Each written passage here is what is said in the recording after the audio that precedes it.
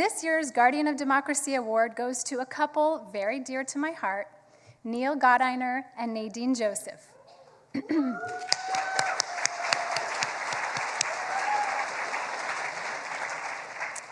I remember over 10 years ago when Neil, then a partner at Farella Braun & Martel, graciously said that we can host any NIF event at his firm.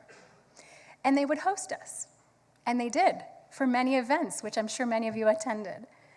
And then, when he joined the regional council, he added that they would also welcome us to host our meetings there. And they did, for many, many meetings. I remember Neil also telling me about Nadine before I even met you, and he spoke with reverence about your intelligence, impressive career in journalism, and of course, your tennis talents, though I have yet to see you play. Since that time, whenever we're together, what I feel most of all is how caring you both are. You care deeply for family, for community, and for many social causes. But you also feel a responsibility to do good and stand up for your beliefs. And Neil, to challenge. That challenging, defiant spirit is something we definitely need in facing today's trials. So I am grateful that we have you in our court. Neil and Nadine, I'm so excited to call you up here.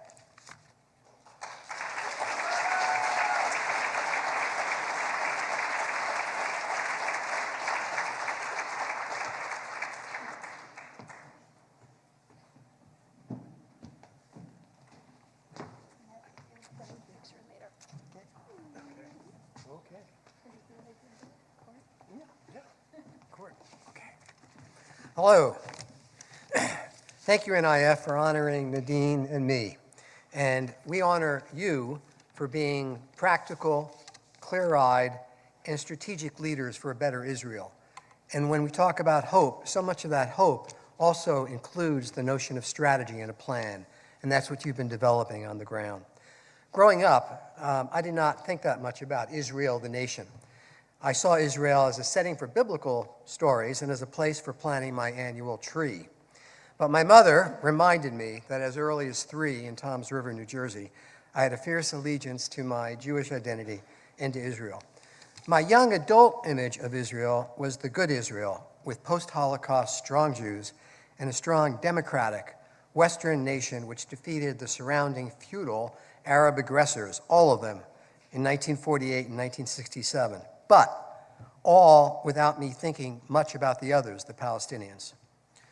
Equally important was that Israel continued to be the only realistic home for so many persecuted Jews from so many Jew-hostile countries, even post-Holocaust.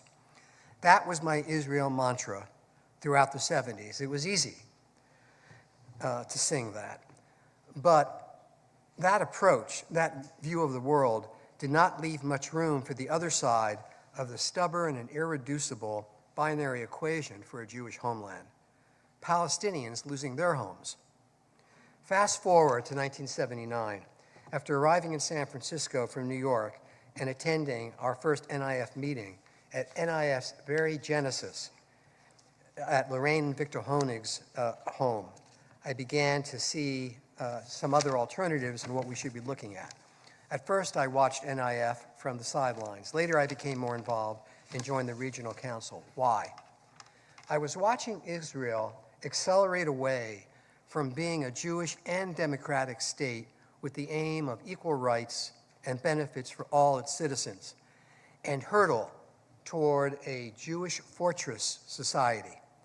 I saw this firsthand last spring after Nadine and I joined our first, and essential for all of you, NIF study tour of Israel. Nadine, the journalist, will report on that trip. But amid the depressing war and politics, and it was depressing, I also saw a promising antidote. Seeing NIF's work on the ground reconfirmed that NIF's name, New Israel Fund, is as true and fitting as it is imperative. Nothing less than a new Israel is required, one where Israelis, Jewish, and Palestinian can experience and believe that they have a stake in their shared economic and civic future. A new Israel is required for building foundational trust between Jews and Palestinians. It needs to be a new Israel, since in the present Israel, influencers have distorted empathy into a weapon to support war, to support terror, and in this country, to worsen partisan divisiveness. But empathy is supposed to bind society, and it does bind when it encourages us to listen to the other's perspective and to feel how others feel. But now, many Palestinians and Jews are unable to see and share anything other than their own victimhood and suffering. This kind of one-sided, dangerous empathy, this rage, is contagious. We see its startling emotional power here to divide Jewish families, like our family. We see it in more intellectual commentary, including from a friend, an esteemed, mindful, and much published Jewish appellate lawyer. He's written on, quote, degrees of genocide in Gaza. These empathizers, good people, have little capacity or tolerance now for hearing about eliminating terrorists. Their empathy for Gazan innocence is all-consuming.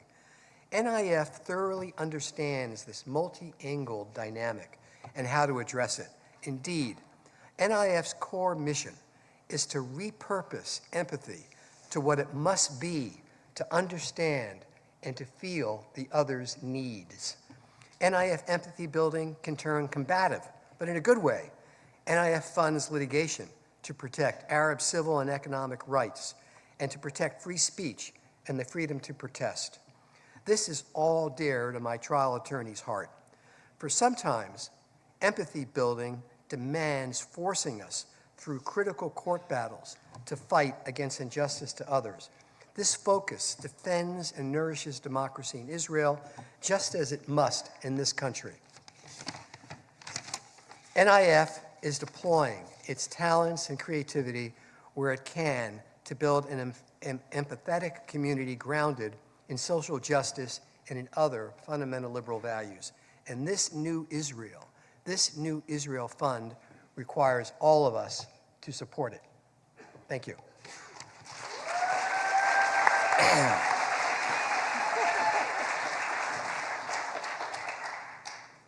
Well, I can't top that, but thank you, NIF, for honoring Neil and me. Thank you, Nicole, David, Asla, and Max, probably the youngest NIFer here, for being here tonight. Most of all, thank you, NIF, for all your work on the ground as guardians of the fragile democracy that is now Israel, for fighting daily for equality, peace, and justice. I saw the depth of your commitment and the challenges you face during our study trip to Israel last year. Today would have been my dad's 105th birthday. Théo, a French resistance fighter, and my mom Monique, a survivor of the Nexon camp near Limoges, took me to Israel for the first time in 1961. It was a few months after they sat me down to watch the trial of Adolf Eichmann in its entirety. I was 9. It took me 60 plus years to visit Israel again. Last year, 7 months after October 7th, Neil and I joined an NIF tour of Israel, during which we walked the walk, as they say. We walked through Nazareth with an Israeli peace activist whose parents were both murdered on October 7th. We demonstrated on Saturday at Hostage Square and on Sunday night in front of the Department of Defense. During our visit to the small, rustic village of Susia in the West Bank, we were confronted by an angry settler with a gun in his back pocket and a rifle in the car. When the settler called the IDF, the soldiers came quickly. They curtailed our visits, so we were not allowed to enter the home of our Palestinian hosts.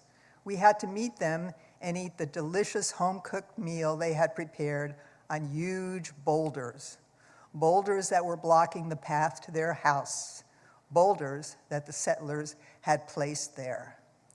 Susia is the same town in which Oscar-winning filmmaker Hamdan Balal of No Other Land was brutally attacked and arrested just a few weeks ago during Ramadan. And so with all that I saw, I'm especially proud to see that NIF funds groups that provide protective presence to Palestinian farmers tending their crops and their herds. The activists document settler violence and vandalism. Experience settler rage firsthand is far different from reading about it. For me, it highlighted the importance of the programs that NIF is funding. What I learned in Israel, and a lesson for us all here, is that every day is a call to take action. Every day. Action to protest for peace, action to protect against injustice, action to preserve that fragile democracy. Thank you.